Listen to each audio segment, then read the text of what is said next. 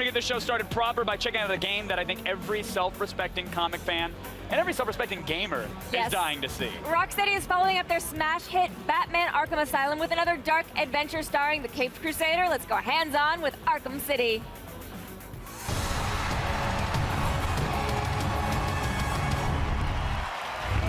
Please welcome Sefton Hill, game director at Rocksteady.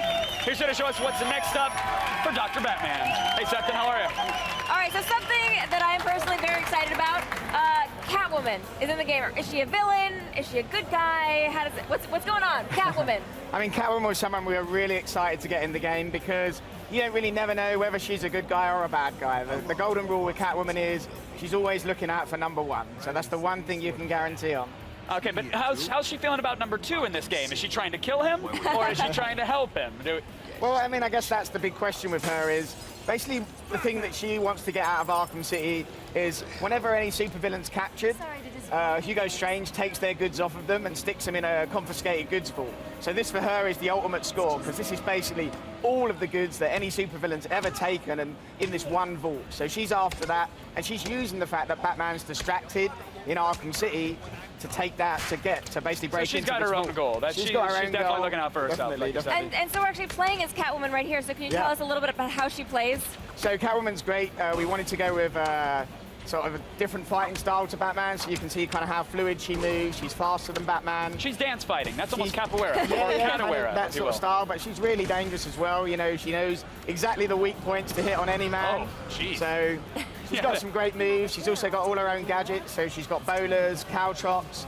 She's got a whip she can use to trip people up, or she can use it to steal guns off people and disarm them. So she's got all her own moves.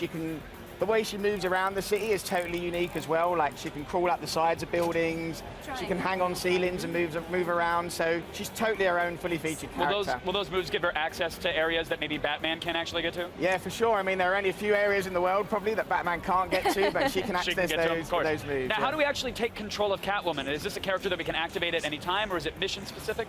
So the Catwoman story is kind of seamlessly interwoven with Batman's story. So you'll switch at key points, and you'll see as they switch through kind of how those stories interact. So a good example there is you saw Catwoman actually got captured by Two-Face as she was trying to rob from his vault. And a lot of the Catwoman story is actually about the interaction between those two characters. So those two have kind of a feuding vendetta that's going on. So basically, you saw Catwoman get captured.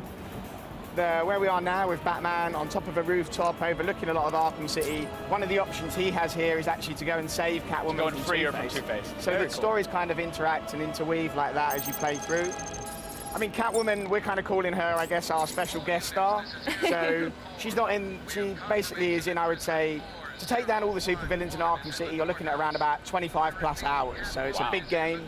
So Catwoman's in for about 10% of that, to give you an idea. Okay. So the last game was sort of in this very claustrophobic asylum, and so now this is in this big world. I mean, how open is it? How much can you explore? Yeah, I mean, the great thing, what we really wanted to get was to create an open world, really to create the most detailed open world that had ever been created. That was what it was all about for us, not just massive scale. We wanted something that was really dense with interesting things to do and places to go and see. So, I mean, how do you define detail? Is it buildings that you can actually go into, people that you can interact with, missions that you can pick up as you're casually strolling around? Yeah, I mean, it's all about things the player can do. That's what detail is for us. So it's seeing the influence of all the different supervillains on the world.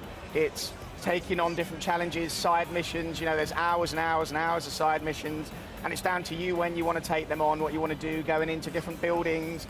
You know, there's so much in there that the player can do, but, you know, it's just... That's what we wanted to create. You know, you had the kind of focused storyline of Arkham Asylum. You've still got that focused main storyline, but now with this option to break that up with all these side missions at the same time. Right. Now, so are we actually in Gotham and Arkham? Is sort of a reference to how it's being overrun by criminals? So what's happened is Quincy Sharp, who's the mayor, has basically walled off an entire district of Gotham. So we are in Gotham, but it's like a walled-off district of Gotham that they've turned into a super prison. And that super prison's called Arkham City, basically. Oh, sounds like a lovely place. I'd love to visit. And what about the actual villains here? Who are we fighting? Who are the primo villains this time out? I know Two-Face is in there, obviously. Yeah, we got a load of great villains. We got Two-Face, the Penguin. Riddler's there as well. Riddler's there. You know, he's desperately out for revenge following you getting him captured, Batman capturing him at the end of the first game. You know, when anything bad is happening in Gotham, Joker's in there somewhere, right? Joker's got his finger in there somewhere. And the great thing about the villains is that there's so many, they've all got their own angle. They're all trying to do something different. So, you know, we've got Zaz in there. He's a serial killer.